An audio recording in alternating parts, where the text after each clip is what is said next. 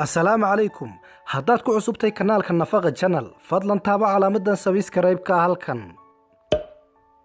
intaas kadib wax kasta oo aanu soo dhignaa si uu kuu soo gaadho taaba calaamada gambaleelka ama chalice-ka halkan.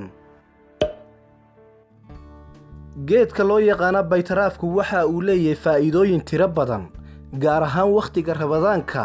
kaas oo aan keenin miisaankaagu inuu kordho laakiin waxaad cabbi kartaa xilliga afurka si aad uga heshid nafaqooyin badan oo ku jira sidaa darteed tiro ma laha faa'iidooyinka badan ee uu leeyahay cabbitaanka laga shiido baytaraafku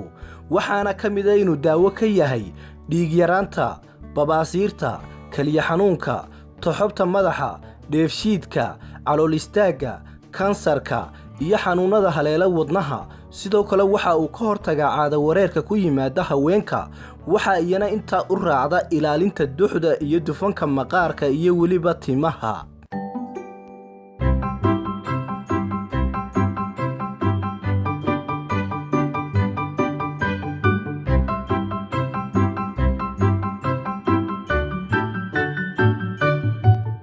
السلام عليكم daawade ku soo dhawow kanaalka Nafaqa Channel mowduuceena maanta waxa uu ku saabsan yahay faa'iidooyinka caafimaad iyo waxtarka caafimaad iyo waliba faa'iidooyinka nafaqeed ee laga helo geedka loo yaqaan baytaraafka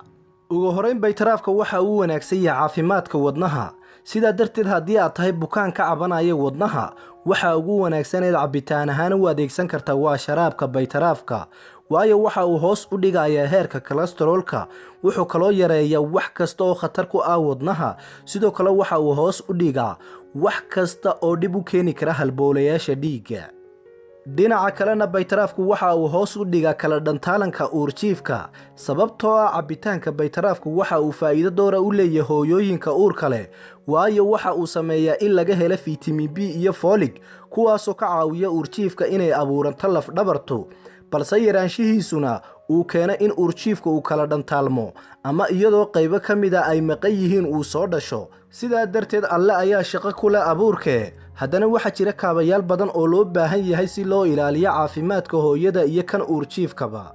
sidoo kalena baytaraafku waxa uu ka hortagaa cudurka kansarka ilaahay dhammaanteen haynaga haye waayo cilmi baadhisyo badan ayaa daaha ka rogay in cabbitaanka baytaraafka uu door weyn ka qaato ka hortagga kansarka maqaarka iyo kansarka ku dhaca sanbabada iyo kansarka ku dhaca hunguriga waxaana la sheegaa inay ku jiraan maadooyin faa'iido u leh ama awood u leh joojinta koritaanka unugyada kansarka geesta kalena baytaraafku waxa uu ka hortagaa dhibaatooyinka habdhiska neefsiga sidayna hore u soo sheegnayba waxa uu ka hortagaa kansarka ku dhaca sanbabada kaasoo saameyn weyn ku yeelan kara habdhiska neefsiga isla markaana waxa ku jira maadooyin khalkhalka ka ilaaliya kiishashka yaryar ee hawadu ay gasho waxaana intaa ku dheer waxa uu xoojiyaa shaqada unugyada dhiigga cadcad kuwaasoo ka hortaga lana dagaalama cudurrada soogaleytiga ah dhinaca kalena baytaraafku waxa uu sare u qaadaa xidhiidhka gogasha iyo macaanka iyo beerta raaxada waayo waqtiyadii hore waxaa loo adeegsan jiray cabbitaanka baytaraafka inay lamaanuhu cabbaan sababtoo ah waxaa la ogaaday inuu ka qayb qaato kicinta dareemada waxa kaloo la xaqiijiyey inuu badiyo dheecaanada taranka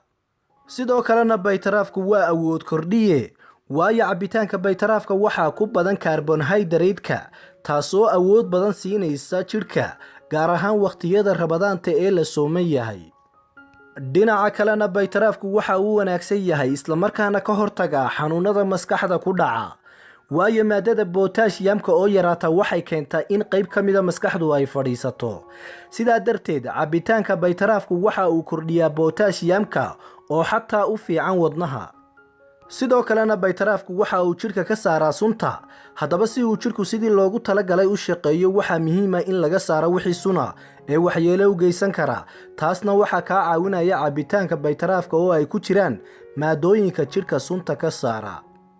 dhinaca kalena baytaraafka waxa uu joojiyaa ama ka hortaga waxa loo yaqaan asaasaqa waayo waxaa la isla ogyahay in dadka da'da ahi ay ka cawdaan asaasaq iyo weliba xasuus guur iyo waxyaabo noocaasa waxaana la sheegay in cabbitaanka baytaraafka uu leeyahay awood uu kaga hortago dhibaatooyinka badanaa gabowgu keeno sidoo kalena baytaraafku waxa uu la dagaalamaa isla markaana ka hortaga cudurka dhiigkarka waayo dhiigkarku waa xanuun aafa ah oo dad badan qudha ka jaray waxaana kor u kacaya wareegga dhiigga iyadoo ay sababteeda leedahay cidhiidhi ku yimaada xididada dhiigga wuxuuna waxyeelo badan gaadhsiiyaa wadnaha. haddaba waxaa la ogaaday in cabitaanka baytaraafku uu ka mid yahay waxyaabaha ugu muhiimsan ee lagaga hortagi karo dhiigkarka.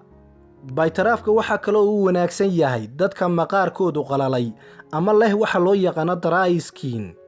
waayo in maqaarkaagu qalalo islamarkaana uu noqdo mid adag oo qallafsan waxaa keena unugyo dhintay oo aan laga qashin saarin jidhka. sidaa darteed cabitaanka baytaraafka iyo weliba cunistiisa waxay kaa caawinaysaa inaad ka takhallustid unugyada dhintay islamarkaana aad hantidid maqaar qurxoon.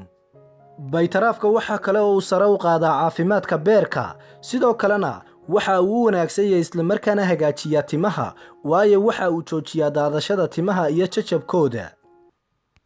sidee ayaa loo isticmaalayaa baytaraafka?